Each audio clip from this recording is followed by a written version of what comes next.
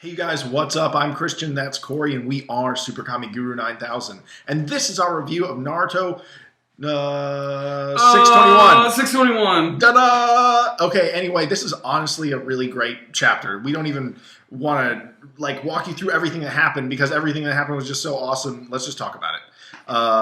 The Ninetales got a Susanoo cloak, which was immediately badass. I don't think anyone can even dispute that. And the first Hokage kept keeping up. That's the hilarious part. Every time Madara would bring it up another level, the first Hokage would just match it. And he almost trapped the Ninetales with the Susanoo cloak, and the Ninetales just freaked out, had Susanoo swords come out, and he spun around and just cut off the tops of all the mountains. And what happened next, Corey? I mean, like you said, I love every single time they get back to this battle. They add a brand new element to it that just makes it incredibly more epic than before. And I like that little thing you said about how every single time Madara does something really cool, the first is there, and he immediately comes up with something just as good, if not better. Right out of the bat, I just want to say the Susanoo around Kurama and everything looks really, really, really, really cool. It's definitely evoking the whole samurai look. He's got the two swords. He's got that badass two-sword pose and everything. What I do like, too, is it's not just the Susanoo when it's coming down around his face. It takes the form of a dragon's face. So it looks really, really slick. And he's able to use his Bijou Bomb, but he takes it to a brand new level this time. Kurama starts to do the big old Bijou Bomb, and then he takes the Susanoo sword and he stabs it through the Bijou Bomb and then throws it like this giant shuriken of death. And it looks like it's about to hit the first Hokage, but he's able to use this awesome technique, the Rashomon Gates. And if you guys are fans of the series, you've probably seen this before. We've had Orochimaru use it before. We've had Sakon and Ukon use it before. So apparently maybe this technique derided from the very first Hokage. Mm-hmm. It's really interesting because, before those techniques, they basically just move the technique away, and that's what happens. We have this giant Bijou Bomb that literally travels across the ocean, explodes on the other side, and they just sort of comment about it no big deal, that's pretty cool. And, and then the first is pretty much okay, it can't be helped, because him and Madara have some very quick dialogue, and Madara's you talk like you could just take me out. And then the first well, it can't be helped. And then all of a sudden he goes into his sage mode. Obviously it's not sage mode. It's what Tsunade does. Exactly when she starts healing. And obviously that gives him a chakra boost, and he just brings up this gigantic Buddha with 1,000 hands. Would you call it a Buddha? I don't know if I could call it a Buddha, because that's what it kind of resembles to me. It looks like this giant Buddha statue with these thousands of arms coming out from its back. Almost like a giant peacock, almost like the sun rays coming out from behind it. It is so insane looking.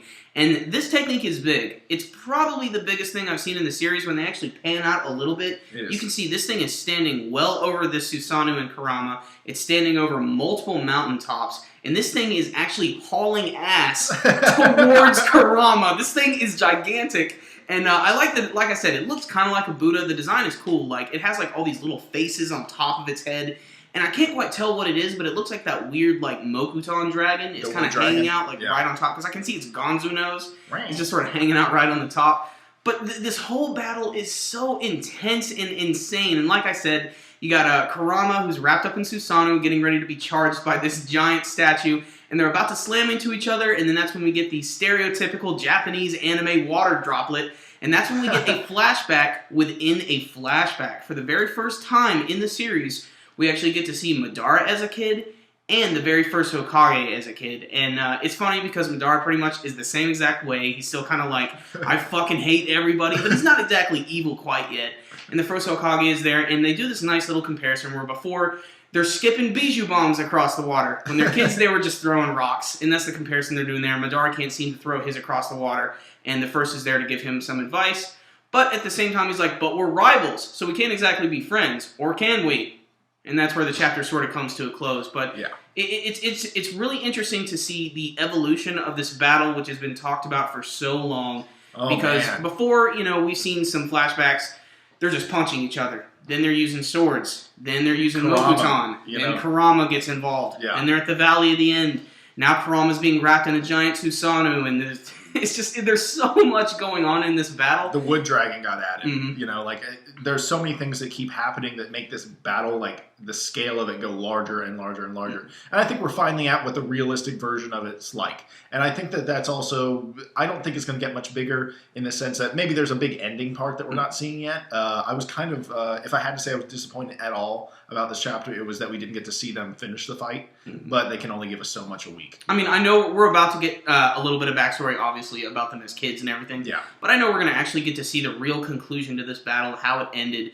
And seeing all this happen and everything just makes me think, why the hell did Orochimaru not have the first Hokage do this stuff when he was attacking Konoha? Because this is insane. I mean, maybe he couldn't fully control him. I'm not quite sure. But it looks so awesome. All the panels this week, like I said, the mountaintops getting chopped up in half and everything, the big one with Kurama and everything, and of course the giant Mokutan Buddha statue. Just the Bijou sword bomb. It looked incredible. You know, I don't like using the word epic that much because it's a word that's overused a lot. But it really is the best way to describe this chapter because there's just so much crazy stuff going on. And it is a little cheesy getting a flashback within a flashback. But it is stuff that I'd like to learn. And I can't wait to see how this is going to tie into what's going to be happening with these Edo Kages and also what's going on with the war right now. So, come on, guys. This is a 10 out of 10 chapter right here. I can't really think of any negative from it. Well, you know, I really enjoyed it, and me and Corey are action junkies anyway, so when you give us an all-action chapter with mountaintops and explosions and dragons with armor, then we're cool. You know, we're happy. So this was a good read. I hope you guys go check it out. Thank you so much for watching our review. If you enjoy them, give them a thumbs up, and also let us know with a comment down below what you thought about it. And until next time, SuperKamiGuru9000, out. Hey, and before you guys watch this video, make sure and check out our review of the Dragon Ball movies. We've already reviewed the very first movie, Dragon Ball Z Dead Zone, and Dragon Ball Z The World's Strongest. We'll put annotations in the link above and in the description box below.